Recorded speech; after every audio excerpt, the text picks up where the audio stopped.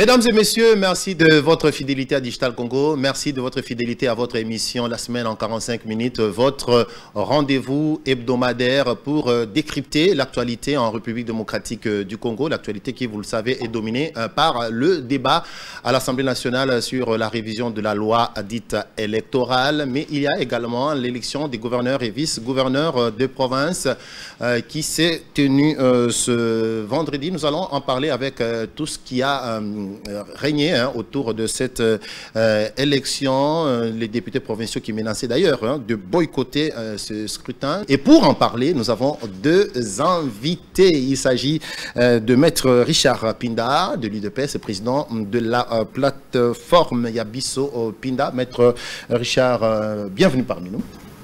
C'est déjà Pinda, c'est pas Pinda. Ok. Pinda réfère à un jeu, pile ou face. Ok. Pinda réfère à une profondeur, selon le Kasaï, à un village, selon le Bas-Congo chez vous, ok. Et pont selon une conception zimbabwéenne. Voilà. Merci de nous recevoir. Je salue mon co-débatteur. Je salue par cette occasion les différentes personnes qui nous suivent en ce moment-ci pour cette émission que nous croyons avoir un caractère ou donner un caractère pédagogique pour ceux qui nous suivent éventuellement pour qu'ils sachent qu'est-ce qu'il y en est réellement par rapport à tout ce qui se passe actuellement dans notre pays. Et votre co-débatteur, c'est Maître Rodrigue Ramazani qui est porte-parole de Envol. Maître Rodrigue, bienvenue parmi nous. Merci pour l'invitation. Je salue mon co-débatteur, la population congolaise qui nous suit à cet instant et tous les militants du parti Envol. Maître Rodrigue Ramazani, je commence déjà avec vous parce que la loi électorale porte notamment, la révision de la loi électorale porte notamment le sceau de votre président, Denis Sassanga, qui est parmi ceux qui l'ont proposé. Mais cette révision continue à poser des problèmes et ce vendredi déjà, il y a eu un sit-in organisé au Parlement, mais violemment réprimé par les forces de l'ordre. D'abord ici, je tiens à dire quelque chose de très important. La proposition de la loi électorale n'est pas contestée.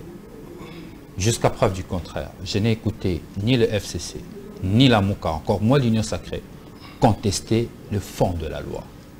Personne ne conteste la proposition sur la loi électorale, à la différence d'ailleurs de différentes propositions de loi électorale qu'on a vues à l'Assemblée nationale, notamment le projet de loi électorale porté par Bochab en 2015, qui, de différents 3 cycles électoraux, n'ont pas pu avoir l'unanimité. Mais cette proposition de loi, pour une fois, le travail que l'Envol avait engagé depuis 2019, accompagné par le G13 en 2020, et un travail de mise en commun avec toutes les forces vives de la République, notamment le président de la République, sur le travail de mise en commun de différentes innovations qui se retrouvent dans cette loi, fait en sorte que cette loi soit revêtie du sceau du consensus. Donc vous avez devant vous, à l'Assemblée nationale, pour la toute première fois, une loi des compromis. Une loi de compromis politique avec les acteurs politiques, mais aussi avec la société civile. Donc mais justement, c'est ce compromis qui est recherché par ceux qui ont même quitté la salle. Vous êtes bien informés que les membres de l'opposition, la grande opposition, a décidé de claquer la porte, exigeant des consultations au préalable. J'en arrive sur les revendications des uns et des autres. Mais l'opinion doit retenir que cette proposition de loi a une histoire, pratiquement une histoire d'amour avec l'Envol, parce que l'Envol commence en 2012. En 2012, lorsque l'honorable Sessanga dépose pour la première fois cette proposition de loi à l'Assemblée nationale et que la majorité de l'époque a décidé de tripatouiller, l'honorable Sessanga a retiré cette loi et il y avait ces émeutes de 16, 17 et 18 janvier 2015. Donc nous connaissons assez les contours de cette loi qui est pratiquement revenue sous d'autres formes après la revisitation faite par le bureau politique du parti Envol et l'accompagnement de G13 et consorts. Ok, vous allez maintenant revenir, sur les revendications. Vous allez revenir sur les détails, mais c'est-à-dire quand même que vous êtes, vous, personnellement, peut-être Envol, en tant que porte-parole, pour vous dire que vous êtes ouvert à ces discussions qui sont réclamées en dehors du Parlement, tout d'abord, avant de reprogrammer la matière en plénière. J'ai lu les revendications du Bloc patriotique. Le Bloc patriotique réclame ce que l'Envol avait déjà commencé à faire comme travail, notamment le consensus sur le processus électoral. Mais le Bloc patriotique, ni la MOUCA, ni qui que ce soit, ni l'Église catholique, contestent le fond de la loi sur les 18 innovations. J'insiste là-dessus. Puisque nous n'en sommes pas encore arrivés là. Oui, parce que nous ne sommes pas encore réalisés. Au niveau de la phase pré- et les n'est-ce pas? législatives. Ce que le Bloc patriotique réclame, notamment pour le FCC, c'est la revisitation de la mise en place sur la CENI. La revisitation aussi de la loi sur la CENI et certains engagements en termes de garantie pour le processus électoral crédible. Raison pour laquelle ils se battent pour obtenir un consensus. Nous, l'Envol, nous estimons qu'avec eux, nous avons des points de convergence. Les points de convergence, notamment, c'est sur certaines revendications et aussi sur le contenu de la loi électorale. Et nous avons des points de divergence, notamment avec la MOUCA, qui estime que la réforme doit se faire en dehors des institutions. Et ces points de discordance, avec la MOUCA ne commencent pas aujourd'hui à débuter depuis les consultations faites par le G13 avec les Martin Fayoulou et Adolphe Muzito. Nous l'avons toujours fait savoir et je crois que jusqu'aujourd'hui, en termes de constance des idées politiques, nous sommes constants. Nous disons, le processus électoral est à long terme. Nous avons passé l'étape de la loi sur la CENI que nous aussi nous décrions. La mise en place de la CENI que nous avons contestée. Vous vous souviendrez que l'honorable Sessanga fut le seul député de l'opposition qui s'est battu pour que cette loi soit une loi de consensus. Mais malheureusement, la majorité n'a pas voulu suivre. Donc le débat aujourd'hui, le combat aujourd'hui tourne autour de la loi électorale. Et nous estimons que les revendications du bloc patriotique sont légitimes. Voilà. Il faudrait que le pouvoir public, la majorité, puisse y prêter oreille, mais que cependant le processus électoral au niveau de l'Assemblée nationale, avec la loi électorale, doit continuer. Mais seulement au sein de l'Assemblée nationale, mais seulement vous ne vous opposez pas au fait qu'on pourrait aussi envisager un autre cadre de consultation avant de revenir en plénière avec tout le monde. Parce que c'est une loi éminemment politique. Si c'est l'objet d'un consensus, il n'y a pas de problème. Mais cependant, sur la loi électorale, parce que nous sommes au niveau de l'Assemblée nationale, au sein de l'institution Assemblée nationale qui constitutionnellement est revêtie du pouvoir de réformer, nous estimons que les différentes forces politiques au sein du Parlement doivent dégager les options majeures du réforme afin d'avoir un texte consensuel, un texte de compromis dans l'esprit de la loi Lokondo. En amont comme en aval. Tout à fait. Ok, je reviens alors à vous, Maître Richard Pinda. Vous êtes de l'UDPS, donc de l'Union Sacrée, bien sûr, président de votre plateforme Yabiso Pinda. J'espère que là, j'ai bien prononcé. Je n'ai insisté de vous dire que je suis en train de vendre Yabiso Pinda. Je suis de l'UDPS, je n'ai pas quitté l'UDPS et je suis de l'Union Sacrée. Mais okay, vous ne cessez de marteler là-dessus.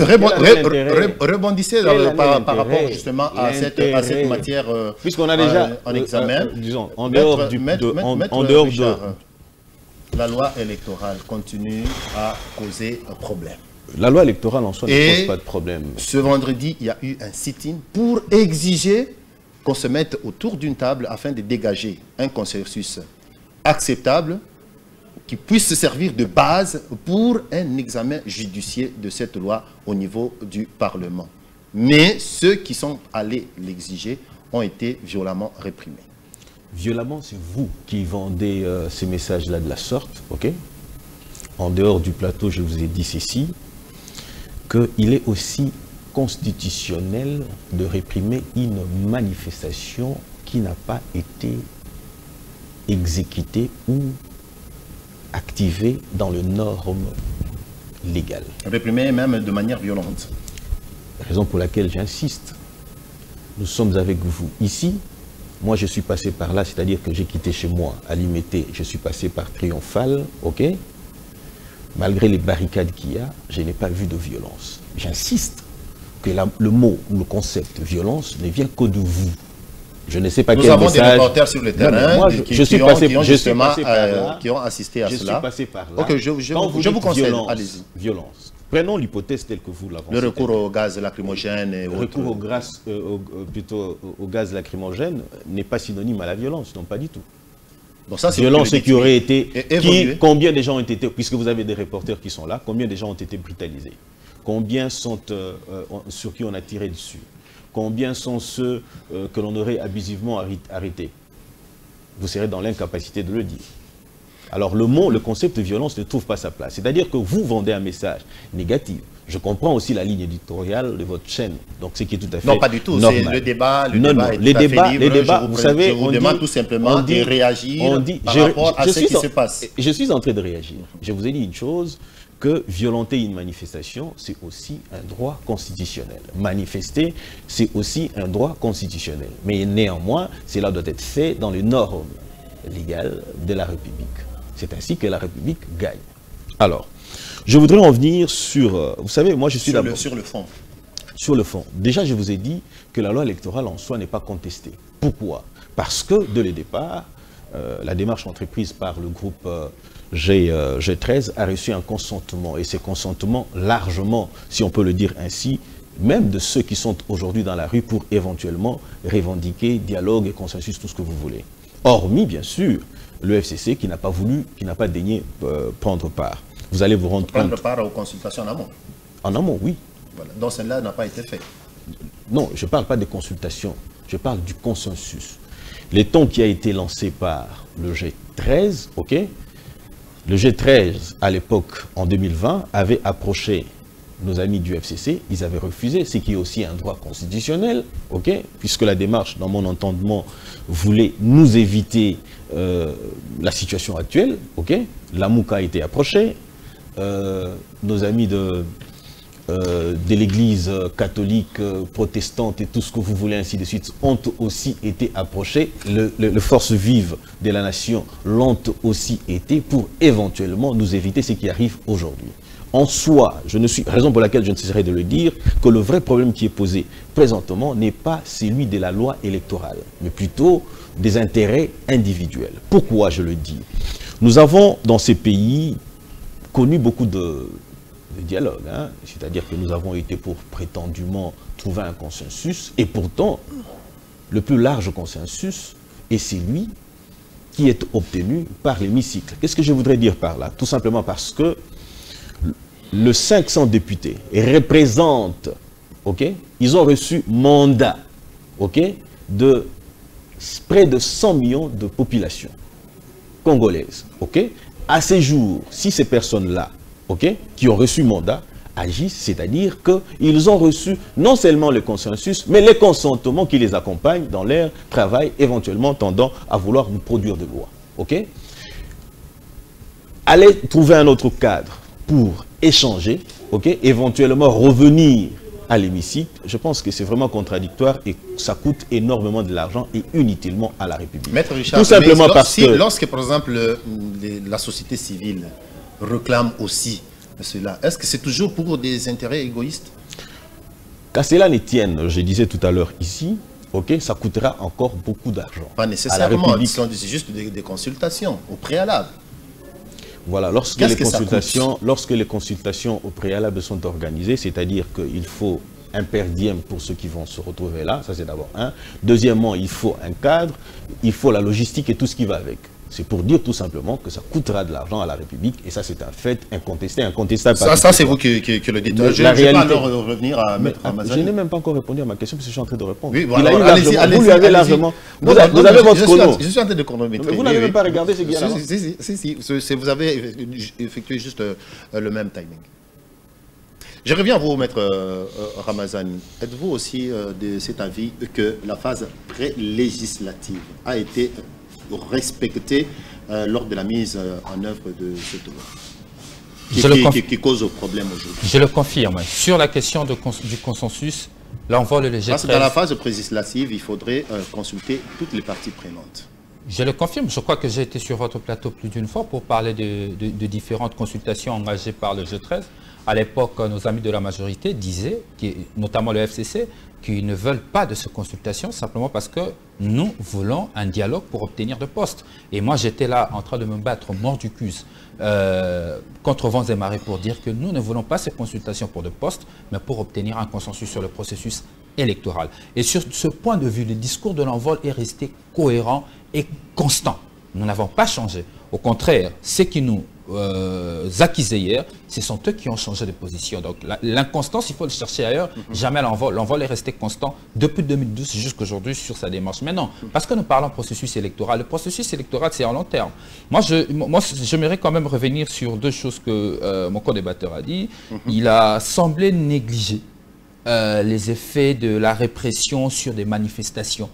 sous le régime de Félix Tshisekedi, chose qui est devenue récurrente. Je ne sais pas. Vous savez, au Congo, à un moment donné, on ne comprend plus en termes de constance de discours politique. Lorsqu'on est dans l'opposition, on a un discours. On a un discours comme quoi on veut ouvrir l'espace politique, laisser les Congolais manifester. Moi, j'étais un des jeunes qui s'est battu, notamment au sein de l'Envol, aux côtés de l'IDPS. Nous avons milité ensemble au sein de plusieurs plateformes, notamment le Rassemblement, Jeunesse du Rassemblement, ainsi de suite. Nous avons tous accusé Kabila, condamné Kabila sur cette restriction de l'espace politique où on évitait que le Congolais puisse revendiquer. Je dis ceci, les Congolais ont droit de revendiquer. Conformément à la Constitution instaure le régime de l'information. Et dès lorsqu'on est informé, les manifestations doivent se tenir. La loi sur la manifestation publique qui doit arriver jusqu'à ce jour n'est pas encore arrivée. Et je rappelle ici qu'il y a un auteur de cette loi qu'il a proposé sous Minakou. À l'époque, c'est l'honorable Dédé Sanga. Et jusqu'aujourd'hui, cette loi souffre et le pouvoir en place n'a toujours pas laissé que cette proposition puisse passer. Donc, il faut rester dans un cadre constitutionnel. Information, encadrement, un point, un train. On n'y va pas loin. Mais ce qui s'est passé, la violence, elle est terrible. Regardez, le 24 avril dernier, au siège de l'ECID, avec la société civile, les organisations de droits de l'homme. J'ai vu le parti ECID en train de circuler dans les différents endroits pour démontrer noir sur blanc qu'ils ont à peu près une affaire de 30 militants blessés par balles réelles. Est-ce que c'est cette démocratie que nous nous sommes battus ensemble avec nos amis de l'IDPS? Est-ce que c'est cette liberté de manifester qu'on aurait bien voulu que cela soit encadré et organisé sous le régime du fils d'Étienne Tshisekedi, Félix Tshisekedi. Nous parlons ici de celui qui est au pouvoir aujourd'hui, le fils du père de la démocratie. Je cite Étienne Tshisekedi, pour certains. Donc, ce qu'il faut dire, il ne faudrait pas minimiser cela. Nous devons construire une nation et un État avec des règles n'étant pas deux poids, deux mesures. Je tiens à rappeler ici que l'IDPS a manifesté ici pour contester la candidature de Malonda à l'époque où ils étaient dans la majorité avec les FCC. Ils n'ont demandé d'autorisation à personne. Est-ce qu'ils ont été reprimés? Est-ce qu'ils ont été reprimés jusqu'à obtenir sur leur corps de balles réelles? Non. Je crois qu'à un moment donné, il faudrait qu'on décide ensemble de construire une société d'équilibre, une société démocratique, une société de liberté de citoyens qui sera encadrée sans pour autant qu'il y ait de deux poids, deux mesures. Maintenant, parce que pour clôturer, les processus électoraux, nous en parlons, on a parlé de la loi sur la CENI, on parle de la loi électorale, il y a aussi la révision constitutionnelle qui était encore engagée par l'Envol, par la voie d'une pétition qui a récolté une affaire de 150 000 signatures à travers la République. La révision constitutionnelle était même prévue pour cette session, que malheureusement le pays étant sous état de siège, nous ne pouvons pas réviser la Constitution. L'honorable Sanga à l'Assemblée nationale avait demandé la suspension de ce débat jusqu'à la levée de l'état de siège. Et comme nous allons apparemment vers la levée de cet état de siège qui n'a pas produit les résultats entendus, nous espérons que nous allons continuer dans le cadre consensuel pour y avancer. Le souci ici, c'est d'avoir une législation et une réglementation en termes de loi électorale qui va mettre ensemble toutes les parties prenantes pour obtenir des élections crédibles, apaisées et inclusives. Et dans le cas contraire, nous allons refaire les erreurs du passé. Au lieu d'être dans une rupture, parce que l'Union sacrée, nous l'avions voulu une rupture contre la Kabylie, nous serons plutôt dans la continuité. C'est ce que nous constatons aujourd'hui. Maître Rodrigue Ramazani, je reviens directement à vous, Maître Richard. Liberté de manifester, la possibilité également pour les forces de l'ordre d'encadrer les manifestants, mais pas de recourir à la violence de manière brutale, en recourant notamment aux balles réelles. J'insiste et martèle là-dessus. Il a prétendu ne pas négliger la violence, ok? Les dérapages. Puisque Maître Ramazan a donné même des faits, hein? C'est ce qui s'est passé au siège de Envol. Rebondissez par rapport à ça. Décidez. Vous me demandez de... C'est un raccordement frauduleux que vous faites. Vous me demandez de réagir sur un fait passé. Et pourtant, vous avez prétendu, il l'a dit, mentionné aussi, sans en apporter la moindre preuve, qu'à ces jours, séance tenante, que c'est-à-dire que le bloc patriotique qui se retrouvait dans la rue, ok, qu'il aurait été violenté. C'est-à-dire que ni lui, ni vous, être à même. La politique, construire un État aussi, doit être fondée sur la probité. C'est-à-dire que lorsqu'on atteste de faits, que ces faits-là soient vrais. Voilà ce que vous avez fait. Vous avez évoqué les faits de la violence, vous avez prétendu qu'on est en train de négliger ou de négliger cette violence-là. Vous êtes allé sur des faits antérieurs. Mais et pourtant, nous sommes sur un cas précis. C'est-à-dire que les manifestations actuelles, avec une violence dont vous êtes, ni vous, ni lui, êtes à même de pouvoir prouver. J'ai cité la date du 24 avril. Pas soyez élégant, s'il vous plaît.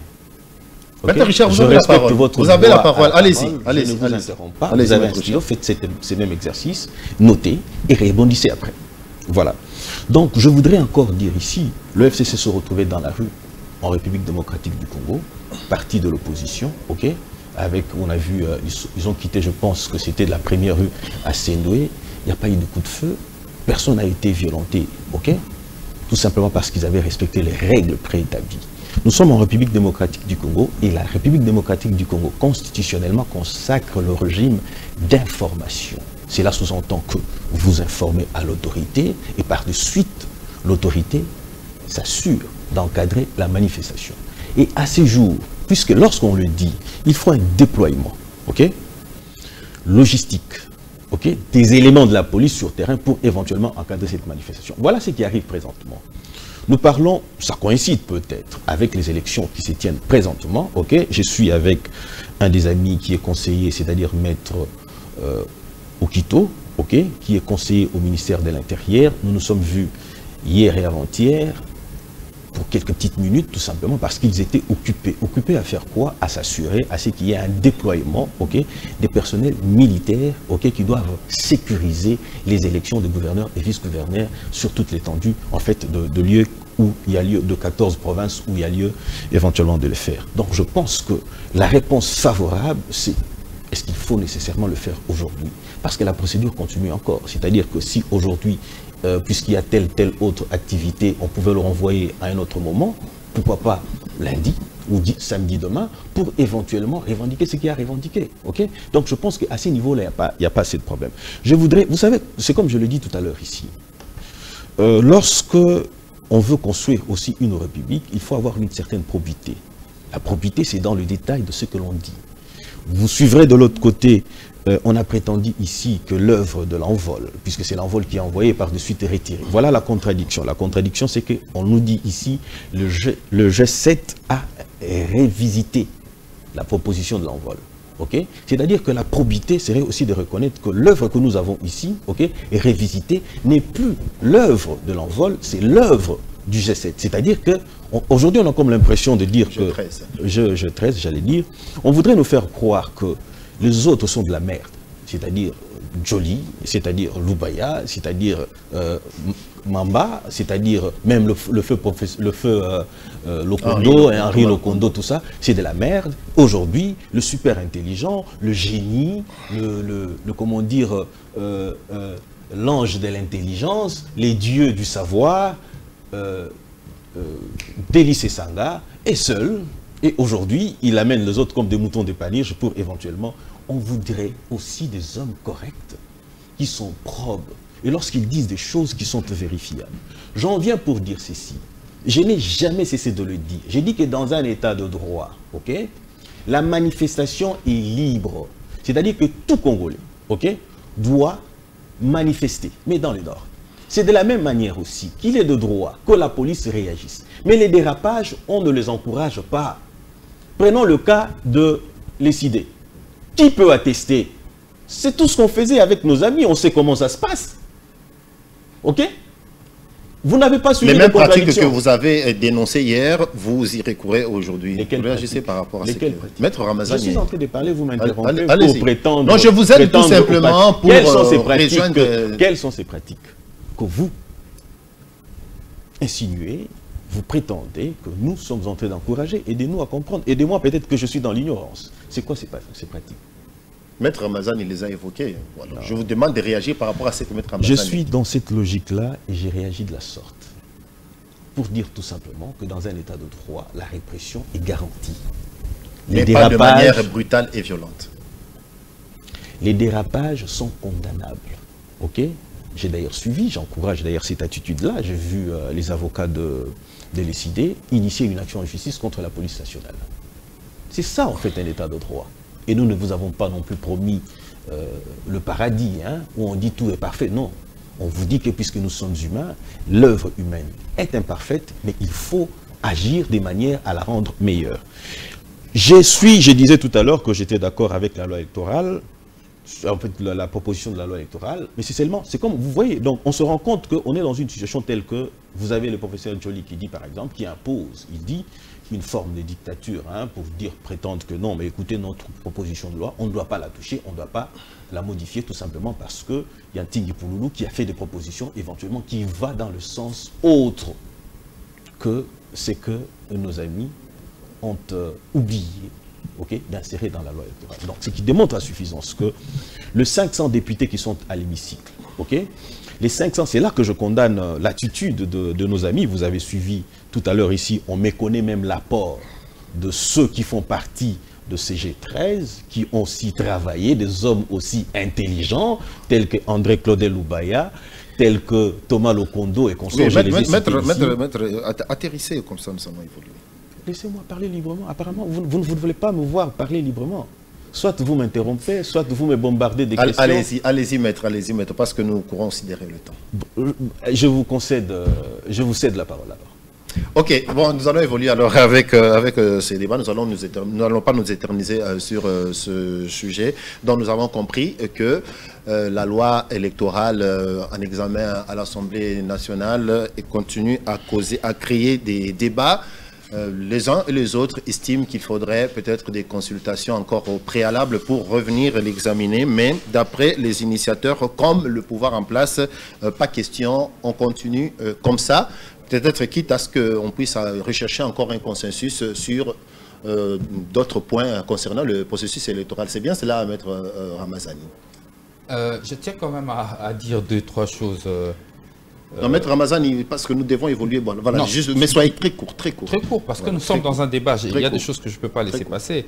Mon co-débatteur dit que les choses doivent se passer dans de règles. Il ne nous dit pas si la MOCA n'a pas fait les choses dans de règles.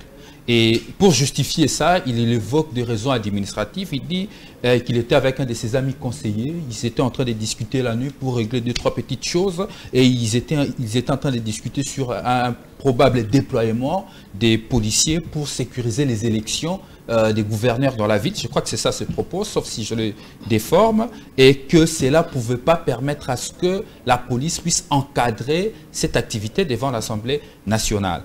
Alors que l'élection de gouverneur se tient au centre-ville, devant l'Assemblée provinciale de Kinshasa. Ce qu'on peut tous remarquer avec le téléspectateur aujourd'hui, peut-être que Maître Pinda n'a pas suivi. Moi, j'étais en train de suivre l'activité, comment est-ce que cette manifestation se faisait au niveau de l'Assemblée nationale. Oui, il y a eu des répressions, il y a eu des blessés, il y a eu des tirs à balles réelles. Il y en a eu aujourd'hui. Je l'ai suivi. Lui, il n'a pas suivi certainement parce qu'il a dit que nous, on ne peut pas en parler parce qu'on n'a pas l'information. Moi, j'ai l'information, vous n'en avez pas. Nous avons des reporters sur place. Vous avez aussi des reporters sur place. Lui, il n'a pas l'information. Il aurait dû se taire sur ce point. Maintenant, ce que je dois ajouter, on a quand même remarqué, au-delà du fait que la police, après ses discussions avec son ami, la nuit, comment est-ce que le déploiement devait se faire pour sécuriser l'élection du gouverneur, l'élection qui se passe à l'Assemblée provinciale de Kinshasa, nous constatons quand même qu'il y a quand même déploiement encore de la police, mais non pas pour encadrer une manifestation, mais pour réprimer cette manifestation. C'est là où on ne comprend pas. Il y a un problème de constance en termes de combat politique. Est-ce que l'IDPS a fait tout ce combat politique en voulant réclamer des choses, réclamer la liberté, réclamer l'ouverture de l'espace politique pour que lui, le jour où il sera au pouvoir, en restreindre et en interdire? C'est une contradiction inacceptable et incompréhensible. Bon, après, je peux comprendre le modèle de la gouvernance dont ils sont en train de mener aujourd'hui. C'est une gouvernance des contradictions et d'entrechocs. Et pour conclure, en termes d'initiative, écoutez, on ne refuse pas à quelqu'un la paternité de ses idées. Même la loi Lutundula, qui aujourd'hui est devenue la loi, comment on appelle ça? La loi sur la CENI, on dit que c'est la loi Lutundula. Mais est-ce que le G13 n'a pas donné ses idées? Est-ce que l'envol n'a pas donné ses idées? Est-ce que la commission PAJ, les députés n'ont pas donné leurs idées? Mais on reconnaît la paternité de l'initiative. Ici, même ici sur ce plateau, je le dis, que nous avons une histoire d'amour avec la loi électorale. C'est depuis 2012. Nous avons ramené nos idées lors de notre bureau politique ici à Kinshasa en 2019. On a encore reformulé les différentes innovations. On a apporté ces innovations au sein du G13. On a travaillé ensemble avec les G13. Les G13 ont ajouté certaines idées, sont restées. Mais il y a l'origine de l'idée quelque part. On veut nous refuser même la paternité de nos idées. Bon, après, il dit que les génies, c'est Sanga. Bon, écoutez, l'honorable c'est Sanga, je ne l'ai jamais suivi, même une seule fois, à la télévision, à la radio, dire qu'il est génie. Mais c'est l'opinion qui constate. Maître Ramazani, merci. Vous avez suffisamment rencontré les points évoqués notamment M. Pinda et les autres qui parlent de sa géniosité. Ce n'est pas lui. Lui, il n'a jamais parlé de lui. Ce n'est pas une personne qui prêche pour sa propre chair. Maître Ramazani, il merci. laisse l'opinion constater. Maître Ramazani, merci. Vous avez suffisamment rencontré les points évoqués par Maître Richard Pinda. Maître Richard Pinda, vous aurez l'occasion... Pinda. Vous aurez l'occasion aussi justement d'ajouter peut-être quelques phrases en réponse à ce que vient de dire Maître Rodrigue Ramazani. Mais l'actualité également, c'est suffisamment cette élection des gouverneurs et vice-gouverneurs. Mais cela s'est fait de manière partielle. Il y a certaines provinces qui ont peut-être été sciemment oubliées où des gouverneurs doivent être remplacés, mais on a laissé des intérimaires. Pourquoi avoir fait cette sélection? Je voudrais ici revenir sur un fait, ok? Une manifestation publique, ok? Ce n'est pas parce que vous avez écrit, ok? L'État qui a l'obligation, ok, de vous accompagner. Pour quelle fin? Vous sécuriser est censé vous dire. D'ailleurs. Oui, censé vous dire. D'ailleurs. Allez-y d'abord parce que là, j'ai voulu. Oui. D'ailleurs. Oui. Il est très souvent, ok, demander aux personnes qui veulent manifester de se retrouver avec les autorités politico-administratives, de définir même l'itinéraire à prendre. Mais que dit la loi? La loi éventuellement demande d'informer tout simplement. La loi... Nous sommes déjà passés du régime de l'autorisation à l'information. Nous sommes au régime d'information, ce qui suppose que lorsque vous informez, on en prend acte. Voilà. Mais lorsqu'on doit en prendre acte, il y a encore de prérequis. C'est-à-dire quoi? C'est-à-dire que les personnes qui marchent ou qui doivent marcher doivent se retrouver avec les autorités politico-administratives de la ville, éventuellement pour définir l'itinéraire à prendre. Prenons l'hypothèse où la manifestation doit avoir lieu à Tchangou et que vous vous sortez vers Kisseso et consorts. À un moment donné ici, je me rappelle qu'il y a eu une activité d'un groupe de jeunes qui sont sortis dans la rue et éventuellement ils sont allés saccager le bien de l'ECD. Ok? L'intérêt de l'encadrement, c'est pour faire, ce n'est pas seulement pour, comment dire, éventuellement interdire, mais c'est aussi pour empêcher à ce qu'il y ait des débordements. Justement, ça c'est je crois que nous sommes dans un état de droit et l'état de droit requiert à ce que les règles soient respectées de part et d'autre. C'est-à-dire que les manifestants doivent respecter ces règles-là et en fait, l'État doit aussi éventuellement... Si on ne le fait pas, c'est-à-dire qu'on est en droit de réprimer, et c'est le cas présentement. Seulement une chose, vous avez prétendu, puisque vous suivez à la radio, puisque nous, lui n'a pas l'information, il a prétendu ceci, ainsi de suite, tout ça, mais on ne nous a pas dit combien sont morts, combien sont blessés par balles réelles, combien sont... Nous savons comment ça se passe. On ne dit rien de précis, on prétend que nous autres ici n'avons pas l'information. Et pourtant, je vous ai dit que je suis passé par là. Oui, et je ne pouvais que passer par là pour atteindre votre studio. C'est-à-dire que ce que vous avez donné, venons-en.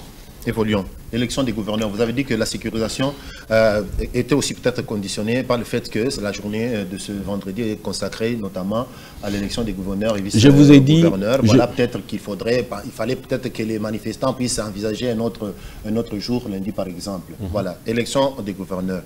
Pourquoi partiellement dans certaines provinces et pourtant d'autres ont été peut-être sciemment oubliées?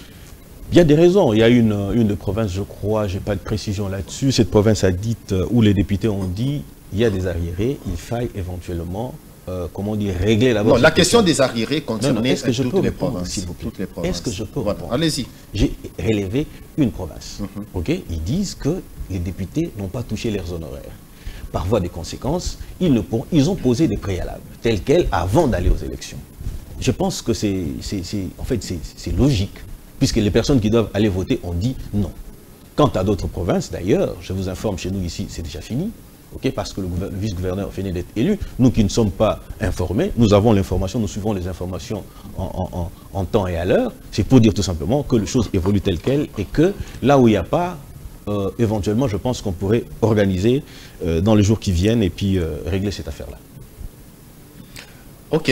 En fait, ma question portait aussi surtout sur le fait que pourquoi n'avoir aligné que 14 provinces, alors qu'il y a d'autres provinces telles que la province du Lualaba, où il y a toujours, il n'y a pas de gouverneur, il y a un gouverneur intérimaire. On vous a dit, dans le Lualaba par exemple, qu'il y avait une procédure de destitution qui avait été enclenchée, ok?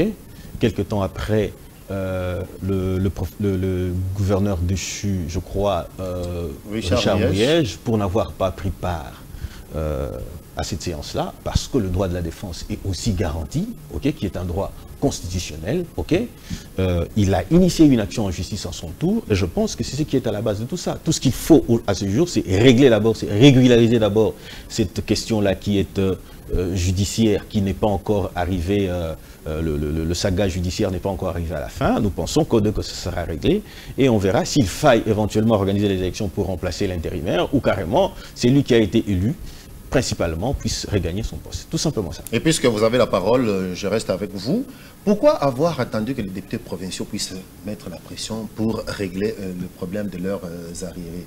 Parce que les députés affirment que le chef de l'État lui-même avait promis que leurs soldes, leurs arriérés devraient être payés avant l'élection des gouverneurs. Il faut savoir une chose. Lorsque le président de la République promet, c'est ce qu'on appelle donner l'impulsion. OK? Il y a de ministres sectoriels qui doivent suivre, puisque le président de la République n'a pas la réalité précise, okay, du trésor public. C'est lui le garant de la nation. Oui. Pardon? C'est lui le garant de la nation. Oui, constitutionnellement, il est celui qui donne l'impulsion de l'action gouvernementale. Okay? Le ministre des Finances, c'est lui qui gère les trésors publics. Garant du fonctionnement ou garant de la nation voudrait tout simplement dire que les prérequis, okay, comme le salaire des députés, doivent être payés. Et il en a donné l'impulsion. Il a donné l'impulsion, c'est-à-dire, à travers cette promesse-là, il a promis en fixant une échéance. Il a dit comment? Il avait dit qu'il avait, lors de la rencontre avec les députés provinciaux de toutes les provinces de la RDC, ici à Kinshasa, au Palais du Peuple, le chef de l'État avait promis que leurs arriérés devraient être payés avant l'élection des gouverneurs et vice-gouverneurs. Le président de la République, non, écoutez. Donc, vous voulez dire que le président de la République, c'est un menteur? C'est pas moi qui l'ai dit. Non, puisque vous insistez là-dessus. Je vous dis, c'est... Je voudrais que vous puissiez réagir. Non, je suis en train de réagir. Pourquoi avoir attendu cette pression? Vous avez attendu quoi? Il y a eu une pression. Alors, si vous dites qu'il y est attendu une pression, oui, les députés ont fait une pression. C'est-à-dire qu'ils ont été rémunérés après cette pression-là. Bien sûr, les choses ont évolué positivement. Non, attendez. De la veille, jeudi. Attendez. Ils ont reçu leur rémunération. Oui, d'après les témoignages du collectif des députés provinciaux. Merci de me le dire. Aussi en contradiction avec vous-même. Parce que vous cherchez à donner l'impression que le président de la République, c'est un menteur, parce qu'il avait fait une promesse, et pourtant vous le dites. Oui, j'en déduis ainsi. J'ai déduit de vos paroles, de vos propos. C'est-à-dire que vous dites que le président de la République... Non, moi je vous demande tout simplement de réagir. Je suis en train de réagir à vos propos. C'est une question. Non, mais je réagis à la question. Ouais. C'est-à-dire que vous faites passer le président de la République pour un menteur parce qu'il a tenu des propos tels qu'il dit avant les élections. Et vous-même, vous revenez pour me dire que non, la situation a été réglée, ok, à la veille des élections. N'est-ce pas là, avant les élections? Mais après pression, bien sûr. Non, les députés provinciaux pourquoi vous voulez donner... Pourquoi vous voulez même menacer de boycotter mais la question ne se pose pas. Est-ce que c'est arrivé avant ou après? Pourquoi vous voulez donner l'impression que Tshisekedi, c'est un menteur? Réagissez, vous êtes un politique. Non, ne donnons pas l'impression. Ne donnons pas l'impression. Non, ne donnons pas cette impression-là. C'est-à-dire que vous cherchez à tout prix à faire voir à l'opinion qu'il a réagi après pression. Mais s'il avait prévu que ça se passe jeudi, est-ce que vous avez un argument contraire? Est-ce que cette pression-là n'a porté que sur une seule province ou sur toutes les provinces qui sont concernées? C'est quand même correct avec nous-mêmes. Sur toutes les provinces. L'essentiel ici que vous devriez communiquer, c'est quoi? C'est-à-dire qu'au jour d'aujourd'hui, ok, ça a été réglé. Ce qui est plus important, puisque le Congo a beaucoup plus de problèmes que ça. Bon, je vous informe que d'ailleurs, les discussions de la veille ont porté sur 50% au moins. Non, mais c'est quelque chose. Non, attendez un peu. Vous insistez encore sur la pression. C'est-à-dire que le président de la République aurait été un vrai menteur, tout simplement parce qu'aujourd'hui, le menteur de Tshisekedi, ok, aujourd'hui, il ne réagit que sous pression. C'est ce que vous voulez nous dire? Non. Soyons sérieux avec nous-mêmes. OK? Bon, d'après vous, la question, c'était prévu que cette... lorsque vous dites, mais si les processus, est-ce que vous connaissez la veille? Est-ce que vous connaissez, la procédure du décaissement? Vous êtes contradictoire avec vous-même si vous dites qu'à la veille, il n'y avait que la procédure de négociation. Si vous dites que il n'y avait que des négociations, c'est-à-dire que c'est vous-même qui nous contredisez là. C'est-à-dire que vous nous amenez de fausses informations. Puisque vous avez prétendu que la question a été réglée à hauteur de 50%. Maintenant, vous revenez... Les discussions, les pourparlers se faisaient en fonction de payer ne fût-ce que les 50% pour que les députés vous avez dit ceci, accepter d'aller voter. Vous avez dit ceci, qu'on a payé à hauteur de 50%. Donc je n'ai pas, et ici, on parle... Non, vous allez revisiter ceci. Vous allez revisiter l'émission. On a dit ceci. Vous avez dit ceci. On parle des arriérés. Les arriérés, ça prend beaucoup de mois. OK? L'État a beaucoup de priorités, puisque dans tous les secteurs, il faut intervenir. Pendant que nous vous parlions ici, vous avez les enseignants qui avaient déclenché 3 jours de grève pour éventuellement exiger à ce que l'on puisse payer les résolutions de Mbouela Lodge, je crois. OK? C'est-à-dire que le Congo a des problèmes. Le Congo a des problèmes. Maître Rodrigue Ramazani, avez-vous aussi cette même impression d'après Maître Richard? Bon, c'est vrai, ça ce sont des imputations. Moi, je n'ai jamais dit que je parle de la promesse qui avait été faite lors de la rencontre de tous les députés provinciaux ici à Kinshasa. Mais il a fallu attendre la pression des députés provinciaux pour qu'il y ait des pourparlers effectifs à la veille de l'élection des gouvernements. Bon, je tiens à revenir sur quelque chose. J'ai écouté mon co-débatteur faire appel à la préséance. C'est un langage du prétoire. Je crois qu'ici, nous ne sommes ni devant un juge, nous ne sommes pas au barreau, nous ne sommes pas dans un cadre de notre profession. Vous êtes juste devant l'animateur d'une émission. Nous sommes dans un débat. Je suis venu ici étant que porte-parole du parti En Vol. Je ne suis pas venu ici défendre une cause. Je suis venu porter la voix d'un parti politique. Donc cette confusion malencontreuse, bon, on peut le lui pardonner par les différents Congolais qui nous suivent. Et maintenant, il dit qu'il fallait respecter, qu'il fallait tenir du respect. Mais lorsqu'on parle de Dédi Sessang avec autant de légèreté, c'est du respect pour lui. Bonnet blanc. J'avance. Je reviens pour dire quelque chose d'un peu plus capital hein, sur tout ce qui s'est dit. Ce que vous remarquez aujourd'hui, ce n'est rien d'autre, c'est la conséquence de l'absence d'une bonne planification de politique publique.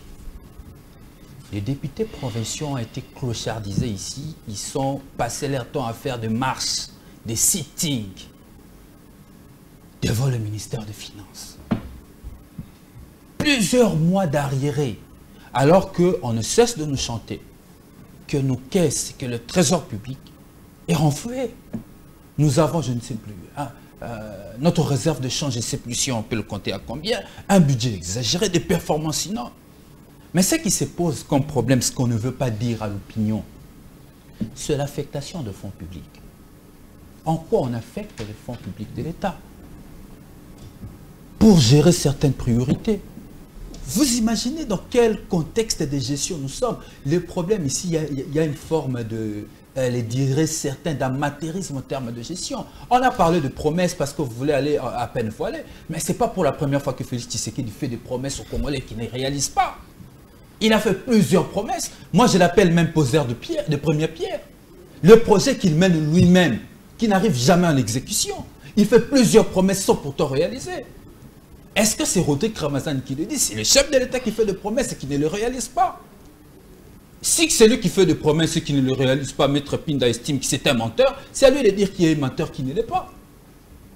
Ce n'est pas aux journalistes de décider qui est menteur, qui ne l'est pas, c'est l'opinion. Les Congolais qui vont voter en 2023 doivent constater que l'actuelle administration Félix Tshisekedi est incapable de résoudre les problèmes, de rencontrer les problèmes des Congolais. Je vous donne un cas encore d'une promesse patent d'un caméraman, Patrick Bandala, qui a connu un accident lors de l'arrivée du chef de l'État. Le chef de l'État allait même lui rendre visite. jusqu'à son hôpital. Jusqu'aujourd'hui, cette promesse n'a pas été tenue. Oui, ce n'est pas le chef de l'État. Le chef de l'État est blanc. Ce n'est pas le chef de l'État. Ce n'est pas le problème du président de la République. C'est son entourage, c'est son équipe. Il n'y a pas une équipe qui suit derrière. Oui, il n'y a pas une équipe qui suit derrière. Il n'y a pas de mauvaises troupes. Il n'y a que des mauvais chefs. Le problème ici, il faut dire aux Congolais la vérité qu'en 2023, Félix Tshisekedi nous a démontré qu'il n'était pas l'homme de la situation, que Félix Tshisekedi n'était pas à la hauteur des problèmes des Congolais pour le résoudre.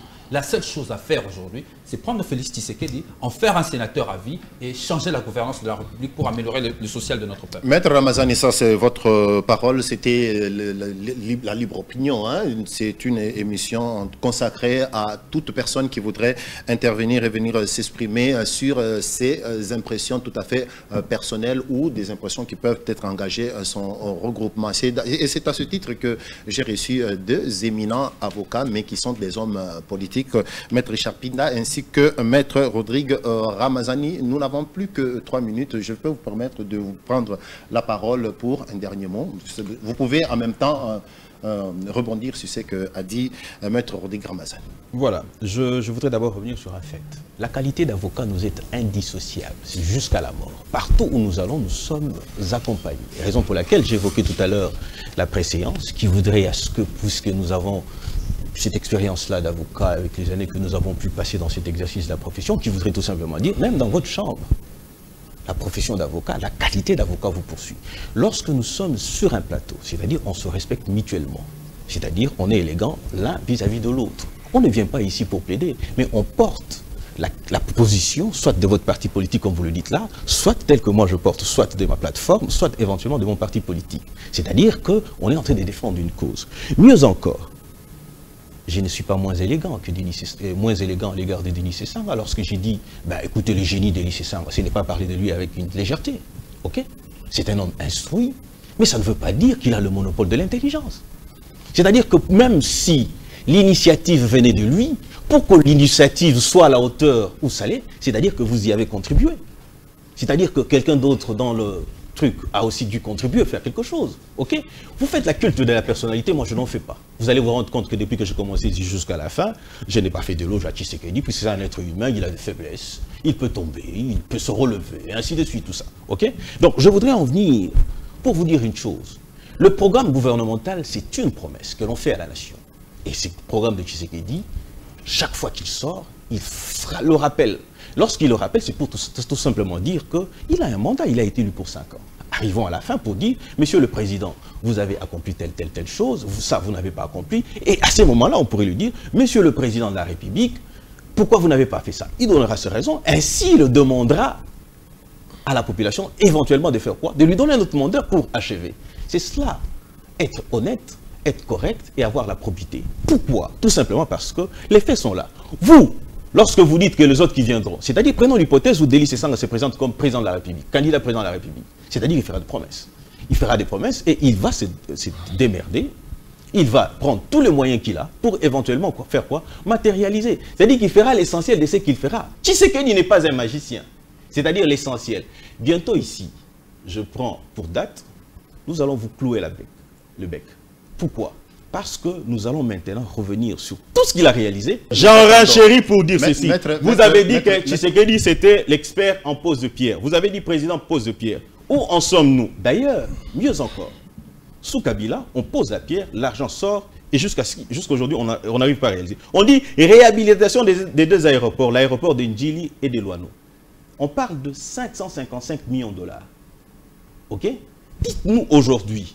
C'était une promesse, l'argent est sorti, à un moment donné on nous a attirés en justice devant les cours et tribunaux internationaux pour éventuellement donner des explications pour savoir à la société chinoise où l'on a été contracté ces prêts-là, quelle en a été la suite. Maître Richard, vous êtes en train d'ouvrir beaucoup de brèches, là nous sommes déjà à la vous fin. Avez merci pour votre intervention. Je vais redonner aussi la parole à Maître Ramazani pour conclure. Voilà. Comme aujourd'hui, pour tous les Congolais, la référence de la vie, c'est les années 1960. Les années avant 1960, parce que les Congolais étaient bien. Alors que Lumumba avait décrié le comportement du colon. Et aujourd'hui, pour l'IDPS, la référence de gestion, c'est Joseph Kabila. C'est pourquoi je dis à notre peuple, Il ne faut rien attendre à cette administration Tshisekedi. Ce sont de prometteurs. Même ici, un communicateur de l'Union sacrée, président d'une plateforme, membre de l'île de PES, toutes les qualités politiques qu'il a, il est incapable de nous présenter les réalisations de son gouvernement. Il nous promet, il nous dit attendez, dans peu de temps, nous reviendrons ici pour vous bloquer, je ne sais pas quoi, vous clouer les becs. Bon, encore, une promesse de plus d'un communicateur de l'Union sacrée. On va se rencontrer, je vais revenir. Mais je rappelle qu'ici, ça fait 3 ans de gestion de la République. Nous pouvons ici, à ce titre, faire un bilan à mi-parcours. Et lorsque nous faisons un bilan à mi-parcours,